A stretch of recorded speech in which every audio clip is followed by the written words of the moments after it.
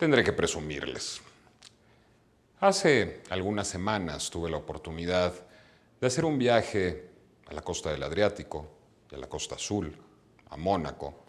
Iba con un amigo y fuimos a hacer un reportaje sobre yates de lujo. Estuvimos en el Club de Yates de Mónaco, vi algunos de los yates más hermosos, más lujosos, más caros que haya visto jamás. Y no pude resistir la tentación de comprarme uno. Y se los quiero presumir. Helo aquí. Es una Aquarama, la más hermosa de las lanchas de cabina abierta del astillero Riva. Reconozco que es pequeña. Los Aquaramas son pequeños, pero este es un poco más pequeño. He bajado de peso, pero de todas maneras no logro todavía entrar en ella. Y sin embargo, a pesar de que no puedo entrar en ella, me transporta. Qué literario, ¿no? Bienvenidos, esto es El Letrero. Pero no solo en yate puede uno transportarse. Hay muchos tipos de transporte, como nos recuerda en su reportaje José Ramón Ruiz Sánchez. A veces, sin embargo, nada lo hace a uno despegar, porque como nos dice Hernán Bravo Varela, tenemos miedo a volar. Tenemos miedo a volar en ese tranvía llamado deseo, o en varios tranvías llamados literatura, nos recuerda Tania Huntington, nuestra jefa de información. En nuestra entrevista central tenemos de visita desde Holanda a Cés Notteboom, escritor viajero. En nuestro texto gestual, Gerardo Trejo Luna se da un encontronazo, un choque de trenes con la Crash de J.G. Ballard. En nuestra pieza final, Betsabe Romero trabaja a partir del Homo Faber de Max Frisch y lo hace como un avión. Y además, nuestro lector invitado es Gerardo Estrada y en nuestra instantánea nos acompaña Iván Ríos Gascón, autor de Broadway Express, una novela en la que el metro tiene mucho que ver. Como quien dice, este letrero va a toda máquina. Comenzamos.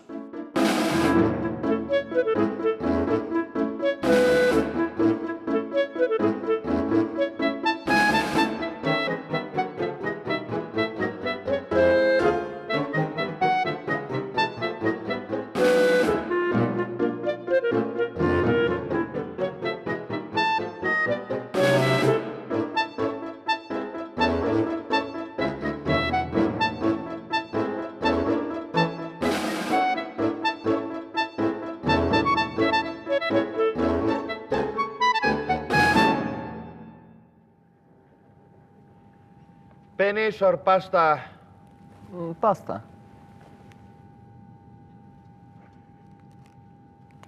Es lo que hay. Huntington tenía razón.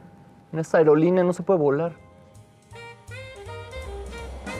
Si el tema de este programa fuera el béisbol, me dedicaría a hablar sobre el hecho de que los Dodgers de Brooklyn eran llamados así en un principio despectivamente, porque esquivaban no la pelota, sino los tranvías del barrio. Pero no pierdan la esperanza, fanáticos del deporte. A cambio, los letrados podemos ofrecerles otro tipo de bambino, un enano hilarante llamado Oscar, que secuestra un tranvía en el último capítulo de El tambor de hojalata, la clásica novela escrita por el autor alemán Günter Grass. Este acto estrafalario, junto con un asesinato que no cometió, lo llevarán por línea directa a su destino, un manicomio. Hablando de tranvías que son de algún modo cómplices del crimen, nuestra siguiente parada se encuentra en los relatos de Sherlock Holmes, escritos por Arthur Conan Doyle, donde se utiliza de paso este medio de transporte como metáfora para describir la vida del hermano del célebre detective, Mycroft, quien sigue la misma rutina todos los días con las mismas paradas. Una rutina que, por supuesto, termina por descarriarse. Si te hace falta material de lectura la próxima vez que te encuentres atorado en uno de esos recorridos existenciales, recomendamos 20 poemas para ser leídos en el tranvía de Oliverio Girondo. Un botón de muestra. Se miran, se presienten, se desean, se acarician, se besan, se desnudan, se respiran, se acuestan, se olfatean, se penetran, se chupan, se demudan, se adormecen, se despiertan, se iluminan, Se codician, se palpan, se fascinan. Más vertiginosa que una cadena surrealista es la tecnología que diseña el escritor uruguayo Felisberto Hernández para un magistral cuento en el cual un transeúnte, después de recibir una inyección sorpresiva de un vendedor ambulante en el tranvía, recibe en la cabeza transmisiones patrocinadas por Muebles El Canario, como por ejemplo un soneto titulado Mi sillón querido. Aunque parece psicótico, es más bien víctima de una estrategia publicitaria demasiado efectiva. Sin embargo, el premio para el tranvía más freudiano tendría que darse a un tranvía llamado Deseo, de Tennessee Williams, donde Blanche Dubois, como una buena damita del sur, reprime absolutamente todo. Y Stanley Kowalski, su cuñado más que medio bestia, no reprime absolutamente nada. Aquí termina nuestro recorrido, en un escenario digno del transporte público, donde nuestro destino trágico consiste en tener que confiar en la bondad de los extraños. Oye, ¿no íbamos en barco a esto? Pues sí, pero es que naufragó el Tanates 2. El Tanates 2, la versión mexicana del Titanic. Ah, la que no necesita iceberg. Ah, esa. Lo que pasa es que pues, le pusieron así porque hacen falta, y 2, para volver a hacer un barco de esos niveles. Señores pasajeros, en breve iniciaremos el despegue del vuelo 343 con destino a Toluca. Favor de abrochar sus cinturones de seguridad y de no recorrer los pasillos antes de que se extinga la señal luminosa. Oye, ahora que volteé de chismoso a 4 filas atrás, creo que vi a Betsabe Romero. Sí es. Mira, ahorita que apaguen lo del cinturón de seguridad, aprovecho y le pregunto cómo va con su pieza final de Max Frisch. Bueno, y mientras yo hago ejercicios de relajación. Soy Betsabe Romero y me dedico a las artes visuales desde hace más de 20 años. Siempre estuve educada con mucha relación al arte, a la música, a la literatura, a la danza, pero al final decidí estudiar comunicación y muy enfocada a la filosofía de la comunicación, a la semiótica, a la lingüística, al análisis del discurso visual. Hice toda la carrera de arte, de Bellas Artes en París e Historia del Arte, que también así fue como una carrera paralela. Bueno, yo trabajo desde 87, muy enfocada al arte urbano y en especial al arte público.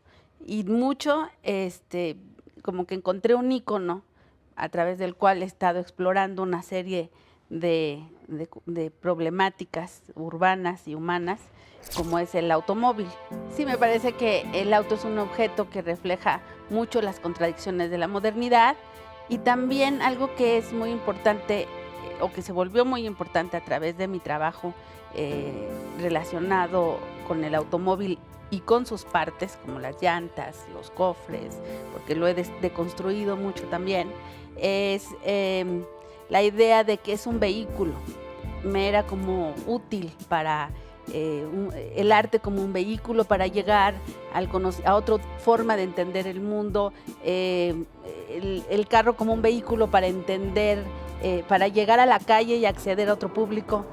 Y en un trabajo de gabinete, digamos como de galería o de museo, tengo otro tipo de experimentaciones, como la documentación de lo que hago en la calle, presento piezas que son urbanas, pero al introducirlas en un espacio interior, generan otro tipo de significados, ¿no? El trabajar con el reciclaje, por ejemplo, de llantas usadas, a las cuales yo grabo y con las cuales yo imprimo, como si fueran rodillos de impresión. Hay otro tipo también de expresión, ¿no? que trabajo de gabinete. Me invitaron a hacer una lectura desde mi trabajo de artes visuales a un párrafo de una obra literaria. Esta obra literaria es de Max Frisch, la obra es Homo Faber, y él viajó a México 2 veces, y en uno de estos viajes o a partir de esa vivencia que tuvo en México, escribió, pienso, esta obra. Entonces, mi lectura era como encontrar estos elementos que podían traducirse en imágenes, también hasta cierto punto poéticas, que ligaran objetos que en acción nos ligaran con este texto. Voy a trabajar a través del video, que es un medio que yo he utilizado bastante, especialmente con estos registros de cables donde se atoran cosas. En su texto, un pájaro muerto puede ser un avión pueden ser unos globos atorados en un cable, unos globos atorados en un cable pueden ser unas plumas cayendo. O sea, todos estos elementos aéreos que entran en esta acción de morir, de caer, de desubicarse, son como los elementos que yo quiero trabajar en el video.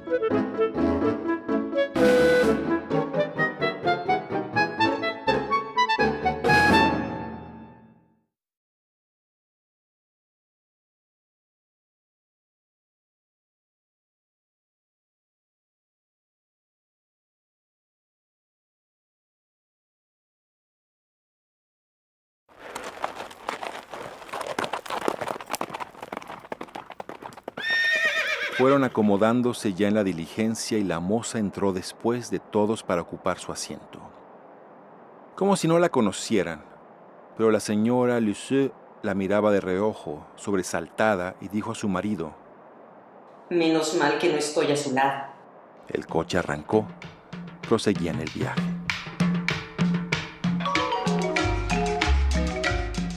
Increíble. Ay, sí, la verdad, estos no dan nada, los de las aerolíneas. Yo me tuve que traer mis cacahuates. No. Lo que encontré en línea. Mira esta entrevista con Cés Nottebohm. ¿No quiero un cacahuatito? Así se disfruta mejor. Creo que sí. Cés, durante muchos años usted se dedicó de manera exclusiva a la escritura de viajes, a la literatura de viajes. E incluso más allá de sus crónicas de viaje, de sus libros de viajes, el viaje parece ser importante en su literatura, en su narrativa. Pienso en una novela como La historia siguiente, en donde hay un viaje, digamos, no voluntario.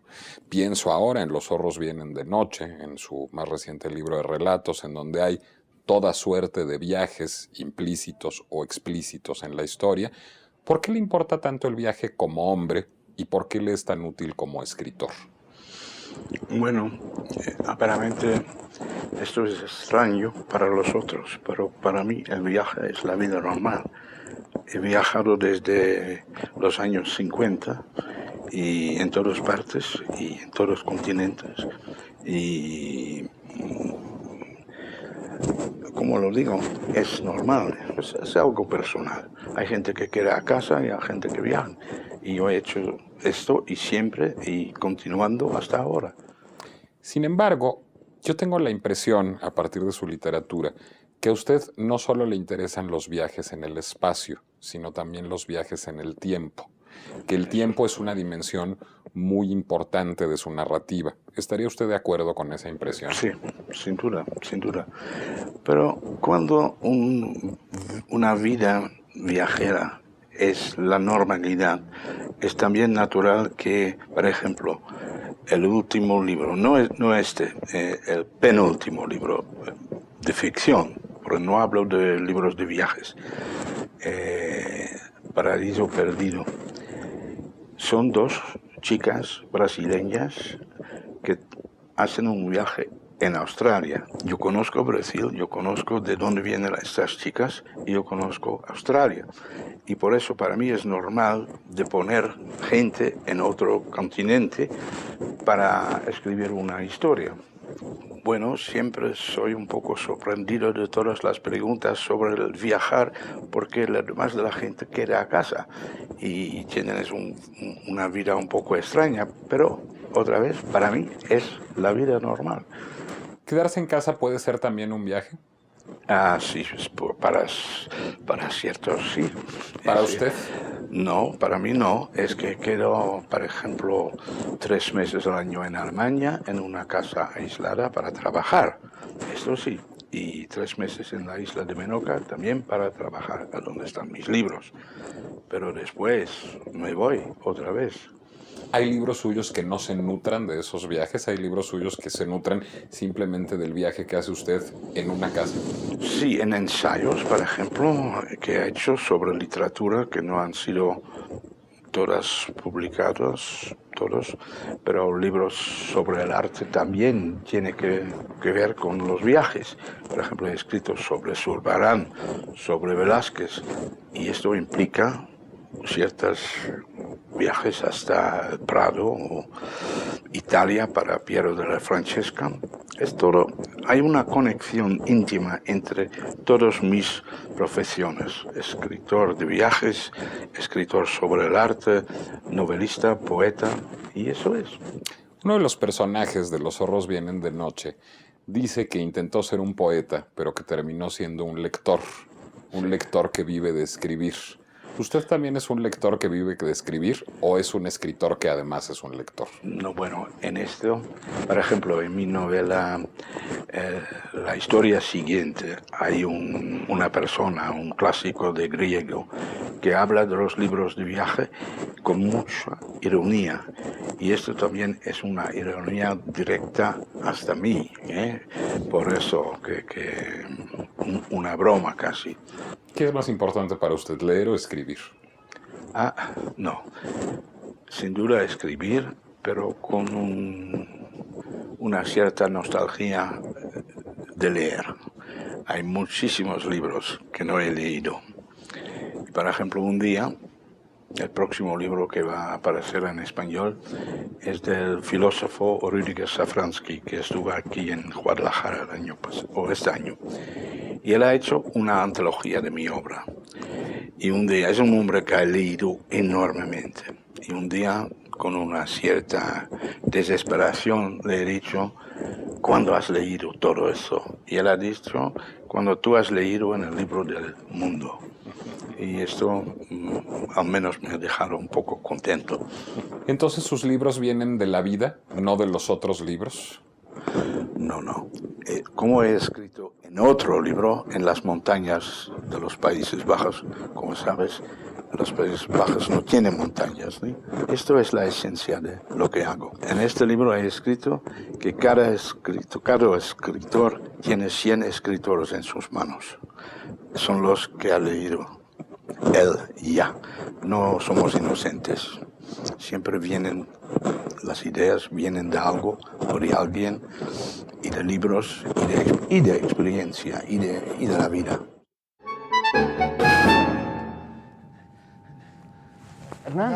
Hernán. Ay. ¿Estabas soñando algo? Ay, mamacita, de verdad soñé que el avión se estaba desplomando. No, hombre, al contrario. Yo creo que este tipo ya se pasó de Toluca. Llevamos horas. No, Joserra, vamos a Toluca, España. ¿Toluca, España? Bueno, así me da tiempo de terminar mi reportaje. Bueno, y a mí de echarme otra pestañita.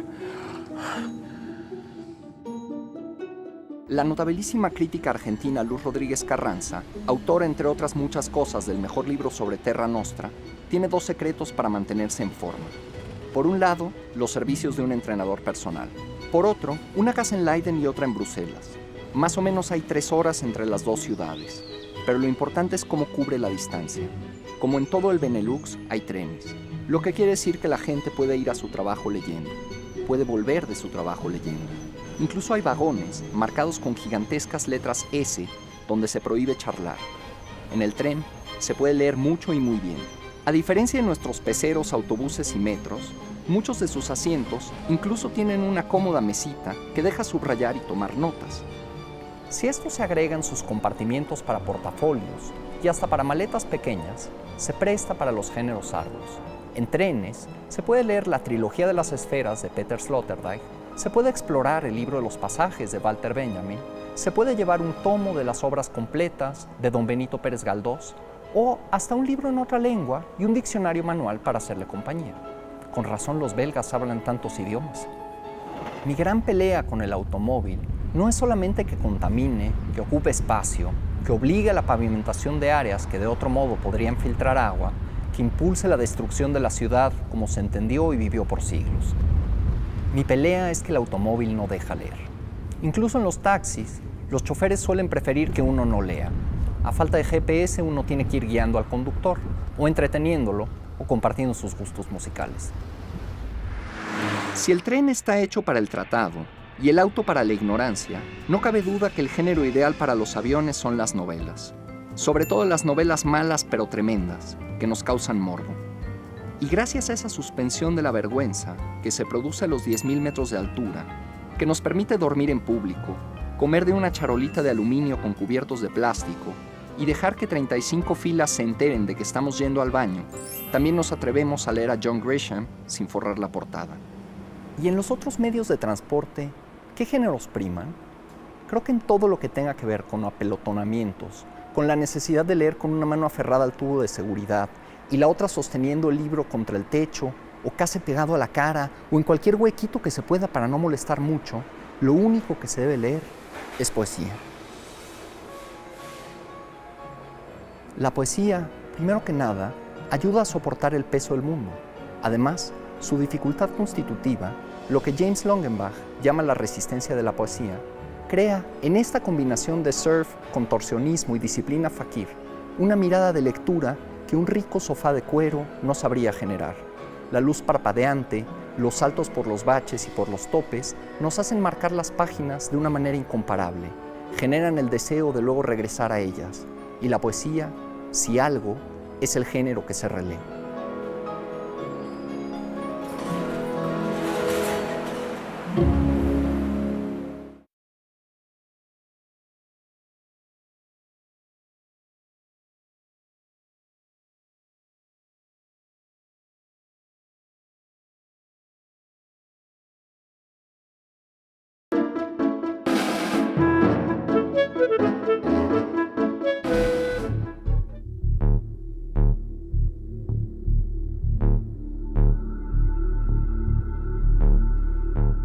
Hay una pregunta en donde Frisch dice, ¿cómo podemos hacer de esto una experiencia? Yo no puedo ver, las montañas no son más que las montañas, no puedo ver un pájaro muerto, es un avión. Entonces yo voy a empezar a jugar con estas plumas que también van a ser como una guía visual en este video, que van a ir cayendo hasta hacernos una pantalla blanca, ya que él termina diciendo, no, ¿por qué de experimentar algo que no está ahí? Porque al final de cuentas no está ni el pájaro muerto, ni el avión, ni la Sierra Madre Oriental. Entonces, ese llegar al blanco sobre el blanco a partir de la pluma, que es como una experiencia muy visual, lo hago a través de esta lluvia de plumas.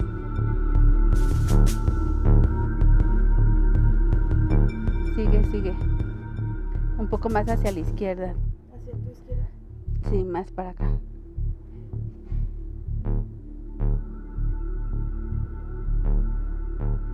Sí, que todas caigan medio en el mismo lugar para que se haga la montañita. Eso. Ahí se cayeron muy rápido.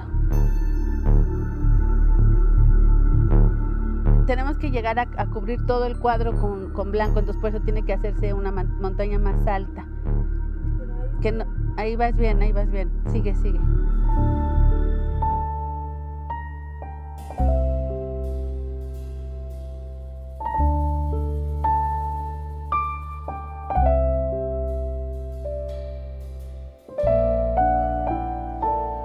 Frisch nos dice en este texto que no estamos parados en el reino de los muertos, sino en el desierto de Tamaulipas. Y ahí llega la realidad de Frisch, toca la mía. Y yo también me lo pregunto si no estamos parados en el reino de los muertos. Y al preguntarse también, ¿este avión es un avión o un pájaro muerto que no puedo ver? Una circunstancia que no vemos pero que sí sentimos, es que usé estas plumas y esta sangre en este vínculo de este lugar, este desierto y este reino de los muertos que estamos viviendo en México.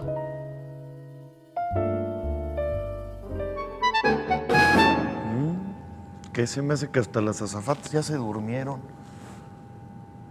Bueno, entre que son peras o son manzanas, mejor vamos a ver la La instantánea de Iván Ríos Gascón.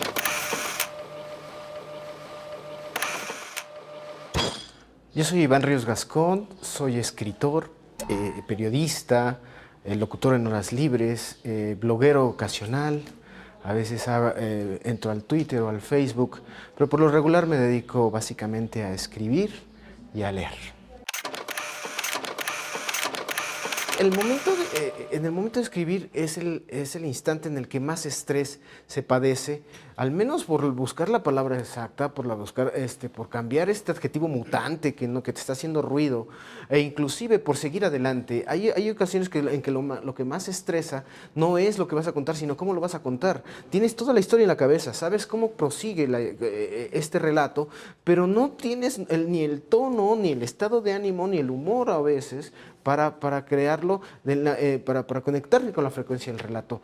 Entonces creo que la serenidad no existe, hay que escribir estresado, alcoholizado de preferencia también, y con todo lo peor que puede llegar a cometer un individuo. Entrar a otro mundo, inventar otros mundos, pensar como distintos personajes, cambiar de sexo, cambiar de piel, resolver ciertos dilemas que me pasan por la cabeza aunque no los viva. Me parece que es lo más interesante. Escribir, es fascinante escribir desde el momento en que puedes no solamente moverte de un personaje a otro, sino trasladarte a otras ciudades, reconstruir otras calles, inventar ambientes que quizás no tienes o quizás desearías conocer. La escritura es básicamente una reconstrucción de una vida paralela. Debo confesar que hay un riesgo conocerme, ¿no? Mis personajes son Frankensteins, así, están hechos con partes de distintos cuerpos, con partes de fragmentos de distintas psiques. Eso es lo interesante de escribir. Puedes tomar lo peor de gente muy cercana o lo mejor de la gente que más aprecias y a partir de eso concebir un solo personaje, una sola criatura, con sus ojos, con sus manos, con sus monstruos, con sus demonios.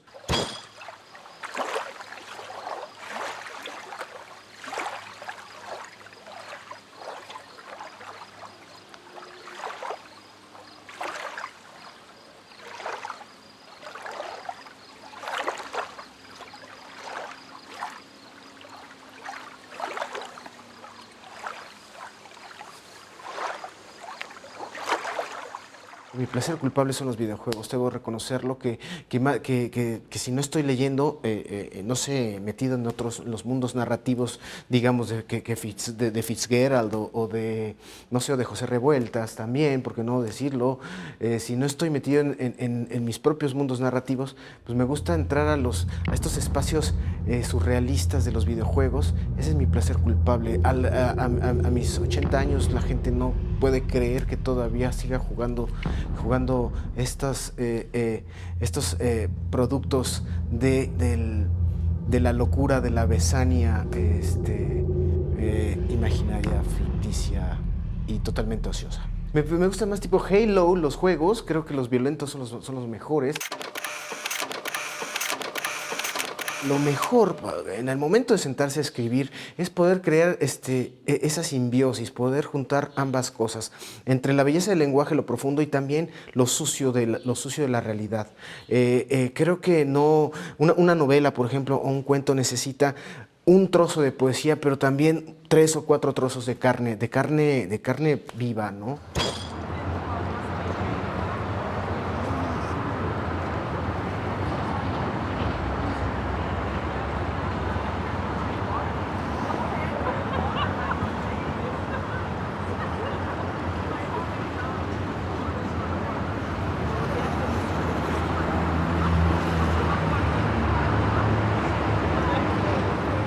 El respeto al lector siempre va a ser con ofrecerle algo que se conecte con sus registros. Siempre la única función de la narrativa, creo yo, que sirve de algo es conectar a los lectores con su realidad cercana. Es decir, cuando abordas temas como, no sé, la infidelidad o el incesto, o abordas, digamos que las trampas de la fe de alguno de los personajes, lo importante es mostrarles una instantánea una foto de lo que es el mundo real, de lo que es la gente que los rodea, o tal vez de ellos mismos. Uno de los consejos para los que escriben literatura erótica, por ejemplo, sería ver mucho cine porno, ¿no? Si no lo haces, mejor ve cine porno y ahí te inspiras. Creo que básicamente es eso. No podemos escribir de lo que no hemos vivido.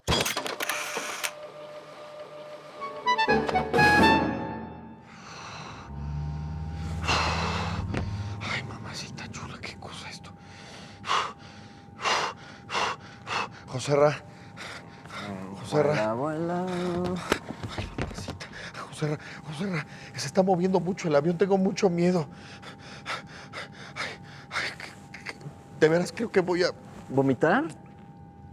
También, pero creo que me voy a poner a escribir el reportaje a ver si así me calmo tantito, ¿no? Ay, mamacita chula. Hijo.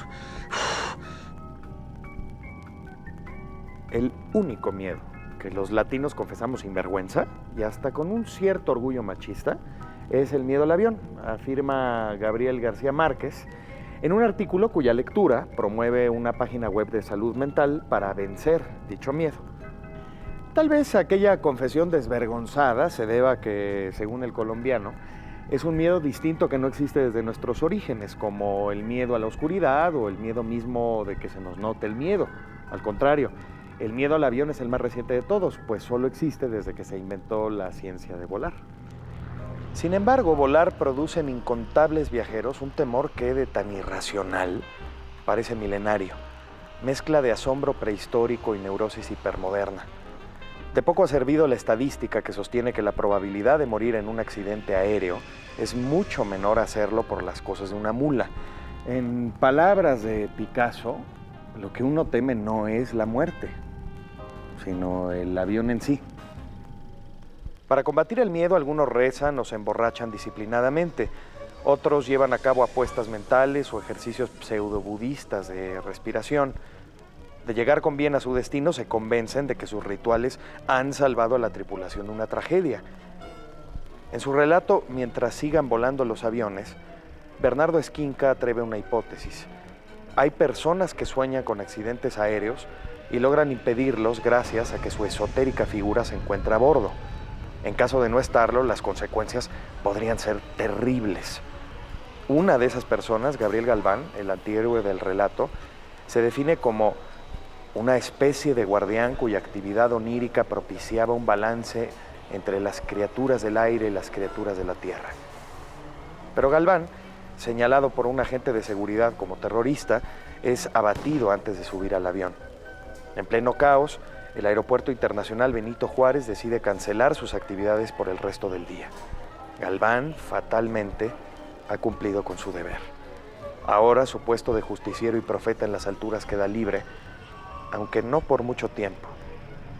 Esa noche, el agente comenzaría a soñar con aviones, concluye Esquinca. Ciertos viajeros optan por un ritual menos programático, el amor. No para vencer su aerofobia, sino para que en caso de un siniestro, la compañía del ser amado los aísle del pánico colectivo. En Fuegos, su libro más personal, Marguerite Yourcenar escribió: en el avión, cerca de ti, ya no le tengo miedo al peligro. Uno solo muere cuando está solo. Todo dependerá de que la pareja no esté atravesando por un periodo de turbulencia extrema o despresurización.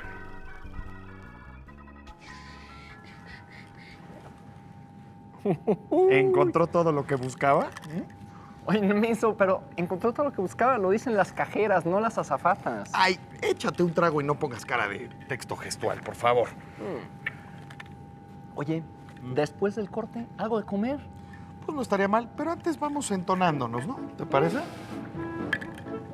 ¿Cómo pasa?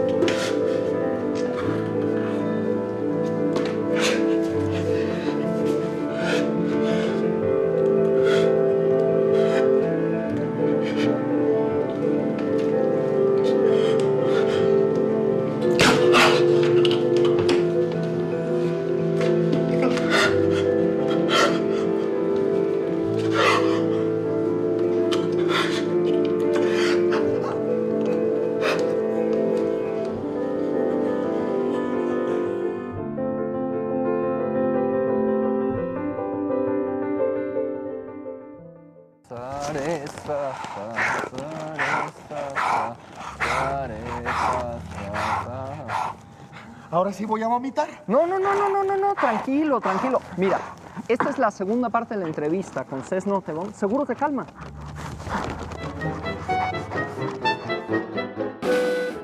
Yo quisiera regresar al asunto del tiempo, porque también es un asunto que aborda usted en Los zorros vienen de noche y que aborda usted relacionado con la literatura y con el cine, por cierto, no solo con la literatura. En algún otro de los cuentos, uno de los personajes habla de que construir una historia con un interés dramático, significa comprimir el tiempo, jugar con el tiempo, al mismo tiempo abolir el tiempo y hacerlo presente. ¿Está usted de acuerdo con su personaje? Sí, con este personaje soy muy de acuerdo, porque como escritor hay una divergencia entre literaturas. Por ejemplo, la literatura realística anglosajón vive de libros con plot. Con trama. Con trama. Y cuando yo digo, por ejemplo, la historia Heinz en este libro, Heinz es un alcohólico. ¿Qué es la trama en este libro? La trama es la vida misma. Pero en libros de este género donde he hablado, hay que poner, empieza, final, y hay que seguir un plot. Y a mí no me interesan los plots. A mí me interesan vidas, decimos, y vidas, un plot, que es una trama de una vida de un alcohólico. Ya lo sabemos, que cuando bebe suficiente va a morir, ¿no? Esto es la trama. ¿Qué quiere usted construir a la hora de presentar a un personaje como Heinz, por ejemplo? En efecto... No, esto era un libro más o menos realista, viene de la vida. Pero montañas de Holanda, por ejemplo, no, porque en Holanda no hay montañas. Y esto es la libertad de escritores de construir, su palabra, un país que tiene montañas, que todos saben que no tiene montañas. Es la libertad y es la fantasía, es el juego. Y a mí me gusta to play. ¿Jugar? Jugar. ¿Dónde queda el tiempo para un escritor al que no le interesa la trama? A un escritor al que no le interesa la trama, como usted, ¿el tiempo le es una herramienta para trabajar? Sí, el tiempo es un misterio. Y el tiempo es lo que pasamos, ¿no? Estamos dentro del tiempo y cuando nosotros vamos, el tiempo aún estará. Bueno, Agostino ya ha pensado mucho sobre esto sin solución, ¿no? Por ejemplo, cuando los científicos me explican que al momento del Big Bang ha empezado el tiempo, uno no puede otramente que pensar, pero antes, ¿qué era? Antes ya es una palabra de tiempo.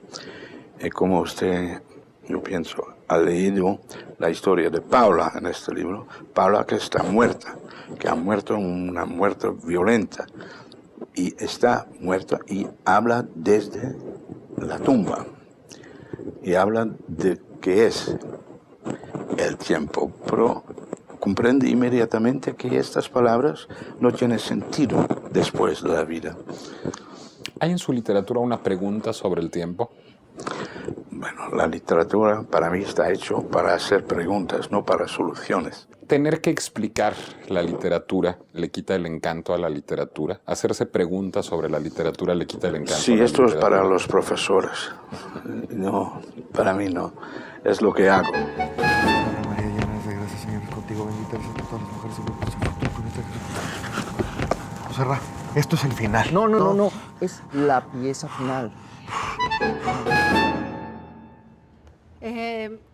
Bueno, hay ciertas imágenes de un paisaje, que es un paisaje que yo he trabajado, que es de las montañas de basura de Chimalhuacán, que es muy urbano, que no es el de la Sierra Madre Oriental, que es de donde empiezo a hacer toda la lectura del texto.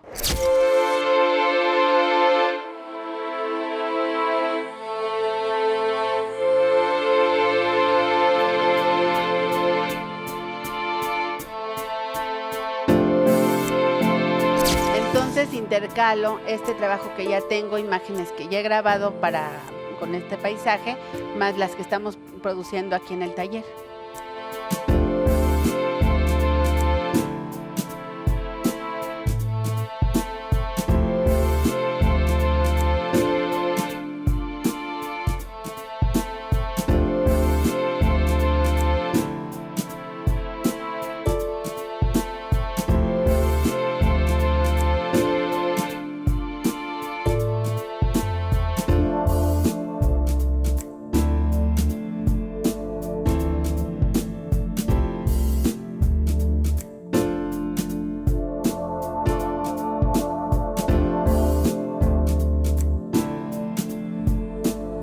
Pensé en estos globos como una constelación, como unas estrellas que se dejaron ir, que se atoraron en una ciudad. Y yo las había encontrado hace tiempo, tenía varias fotos, pero esta fue una oportunidad de volver a hacer ese experimento ya producido, pero que me parecía que quedaba muy bien como super constelación con un motor descompuesto, como esta ciudad a veces.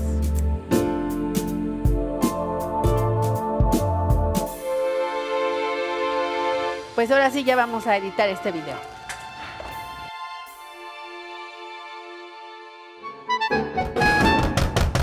¿Por qué golpea la puerta como un loco?, preguntó un hombre gigantesco, dirigiendo a Carl apenas una mirada.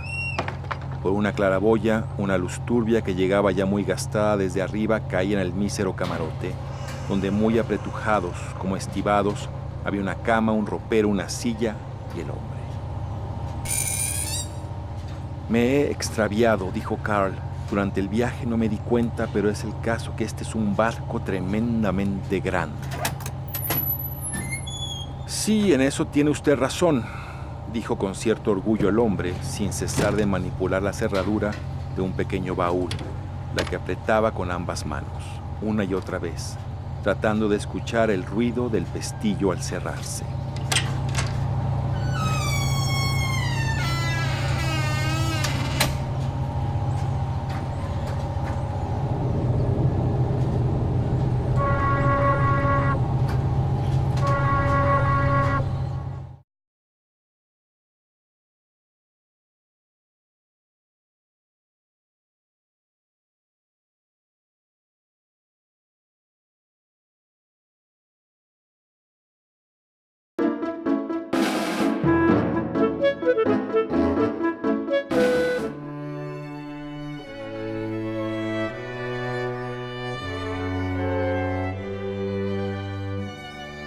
Nace de aquí una cuestión ampliamente debatida: si es mejor ser amado que temido o viceversa.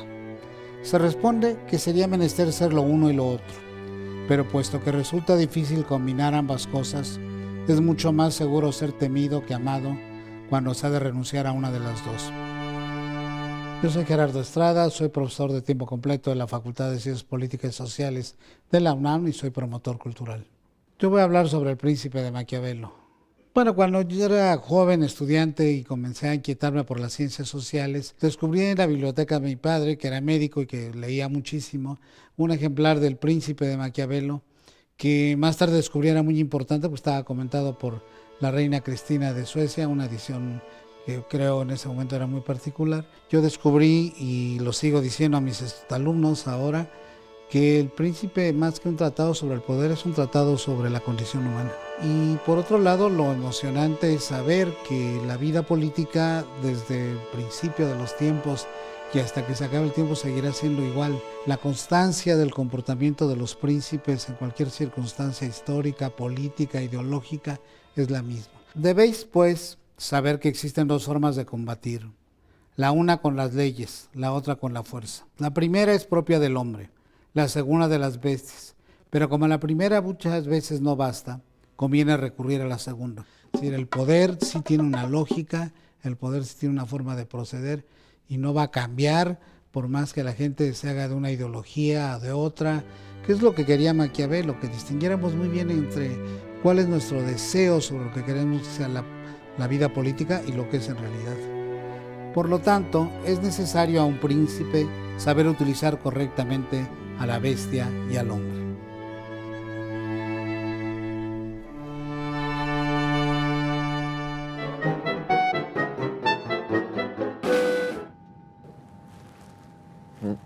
Yo la verdad es que ya ni quiero llegar a Toluca.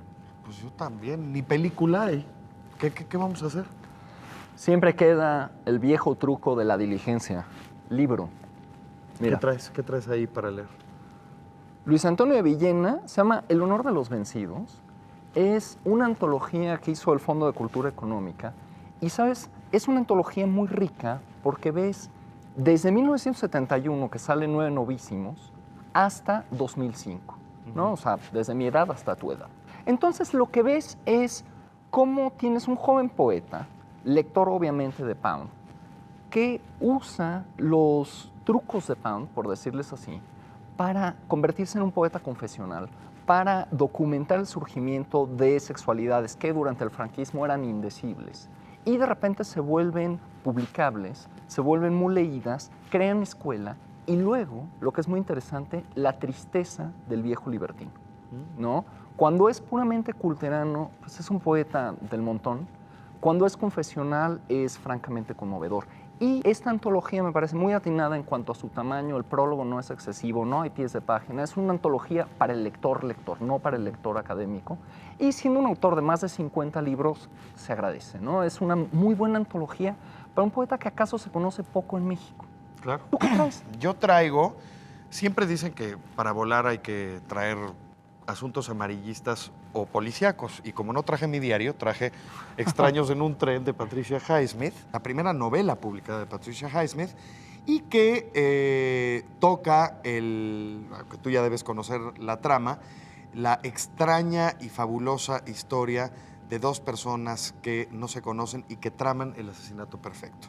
Uno asesinará al padre del otro, y este otro asesinará a la mujer de aquel, ¿no?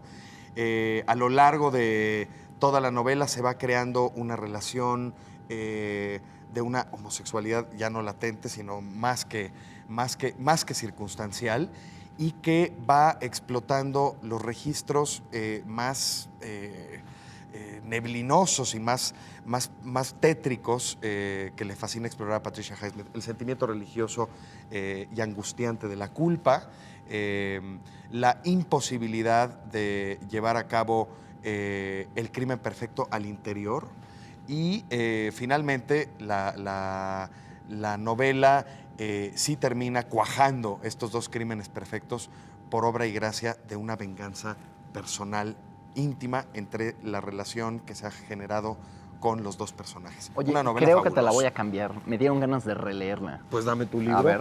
Y entonces yo me quedo. Señores pasajeros, estamos por iniciar nuestro descenso. Favor de colocar los respaldos de sus asientos en posición vertical, ajustar sus cinturones de seguridad y mantener las persianas de las ventanillas completamente abiertas. En unos minutos más estaremos aterrizando en el aeropuerto de Toluca, España. ¿No es Tania Huntington? ¿Tania? ¿Qué está haciendo de azafata? No sé. O sea, a lo mejor ya no alcanza con lo que le pagan en la tele. Probablemente. ¿Pagarán bien aquí en esta línea? Esta es mi interpretación del Homo Faber de Max Frisch. Los invito a verlo. ¿Para qué ponerse histérico? Las montañas son las montañas, aun si bajo cierta luz pueden parecer otra cosa.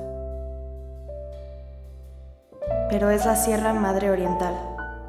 Y no estamos parados en el reino de los muertos, sino en el desierto de Tamaulipas, México, a aproximadamente 60 millas del camino más cercano, lo cual es desagradable. Pero, ¿en qué sentido resultaría una experiencia? Un avión, para mí, es un avión. No puedo verlo como un pájaro muerto.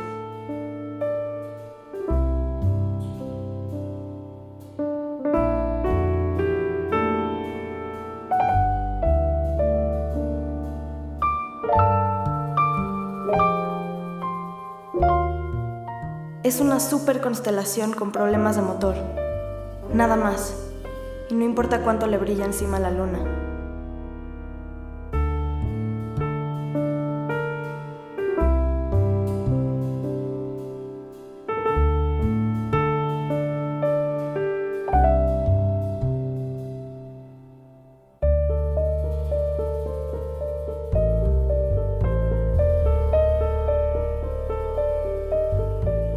puede experimentar algo que no está allí.